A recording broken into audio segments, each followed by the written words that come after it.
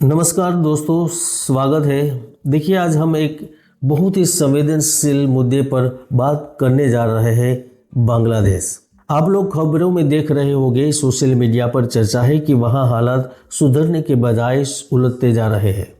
मेरे पास कई लोगों के सवाल आए कि आचार्य जी, मोहम्मद यूनुस तो नोबेल विजेता है, विद्वान है, फिर भी स्थिति नियंत्रण में क्यों नहीं आ रही। तो आज मैं आपको पॉलिटिकल एनालिसिस नहीं बल्कि एस्ट्रोलॉजिक एनालिसिस दूंगा। हम समझेंगे कैसे 2025 का अंत और 2026 की शुरुआत एक बहुत बड़े ग्लोबल शिफ्ट का इशारा कर रही है और बांग्लादेश इस कॉस्मिक चक्र के बिल्कुल केंद्र में फंसा हुआ है। सबसे पहले बात करते हैं बांग्लादेश की फाउंडेशन चार्ट की। देखिए, बांग्लादेश का उदय 1971 में हुआ। अगर हम मेदिनी ज्योतिष के हिसाब से देखें तो समय वहां की कुंडली में शनि के गोचर का बहुत गहरा प्रभाव चल रहा था। अभी 2025 के अंत में आप देखेंगे कि शनि मीन राशि में वक्री होकर बहुत ही शक्तिशाली स्थिति में है और साथ ही राहु का प्रभाव भी बना हुआ है।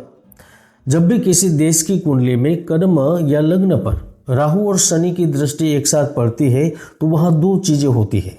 भ्रम, जनता को समझ ही नहीं आता कि नेता क्या कर रहे हैं, और दूसरी अस्थिरता, सरकारें बदलती है लेकिन सिस्टम नहीं सुधरता। यह टफ फेज अभी बांग्लादेश देख रहा है। यह सिर्फ एक राजनीतिक बदलाव नहीं है, ये ग्रहों का एक कार्मिक करेक्शन है। अब आते हैं मोहम्मद यूनुस जी पर। देखिए, इनकी कुंडली बहुत ही दिलचस्प है। ये एक विरंच योग का कहिए कि बहुत ही बौद्धिक कुंडली वाली व्यक्ति है। लेकिन एक बात आप नोट कर लीजिए, जब कोई व्यक्ति बुद्धि के बल पर सत्ता में आता है लेकिन उस समय देश पर मंगल या राहु का अग्रेसन हावी हो तो विद्वान व्यक्ति भी लाचार हो जाता है। और मेरी कैलकुलेशन यह कहती है कि यूनुस जी की कुंडली में अभी छिद्र दशा एवं परिवर्तन का समय चल रहा है। 2025 के दिसंबर के बाद उन पर मानसिक दबाव बहुत ज़्यादा बढ़ने वाला है। उनके अपने ही निर्णय उन पर भारी पड़ सकते हैं। ज्योतिष में कहते हैं, जब राजा का ग्रह कमजोर हो और प्रजा का ग्रह उग्र तो सिंहासन डोलता है। ठीक यही स्थिति अभी वहां बन रही है। अब मैं आपको एक बड़ी पिक्चर दिखाता हूं। हम अक्सर बात करते हैं ग्लोबल शिफ्ट की। 2025 का अंत सिर्फ साल का अंत नहीं है, यह एक युग परिवर्तन की आहट है। 2026 में ग्रहों का एक ऐसा स्टेलियम बन रहा है जो पूरे दक्षिण एशिया की सीमाओं को लेकर तनाव पैदा कर सकता है।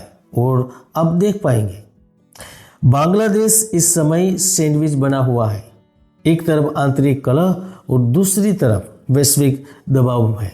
मेरी भविष्यवाणी नोट कीजिए, अगले 6 से 8 महीने बांग्लादेश के लिए बहुत ही क्रिटिकल है। आर्थिक संकट बनेंगे, धन के कारक गुरु के पीड़ित होने से बैंकिंग सिस्टम पर सवाल उठेंगे, जन आक्रोश बढ़ेगा, मंगल का गोचर फिर से सड़कों पर भीड़ ला सकता है। यह टफ फेज अभी खत्म नहीं हुआ है, बल्कि अभी तो यह अपने पीक तरफ बढ़ रहा है। तो निष्कर्ष क्या है? क्या बांग्लादेश खत्म हो जाएगा? बिल्कुल नहीं। देश और मिट्टी कभी खत्म नहीं होते, लेकिन मोहम्मद यूनुस जी के लिए और वहाँ की वर्तमान व्यवस्था के लिए यह समय अग्नि परीक्षा से कम नहीं है।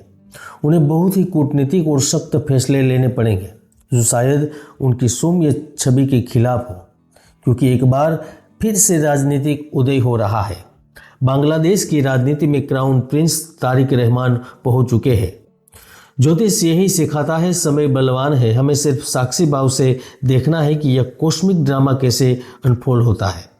अगर आप बांग्लादेश से जुड़े हैं या वहां व्यापार करते हैं तो मेरी सलाह है, अगले 1 साल तक अति उत्साह से बचें और सतर्क रहें।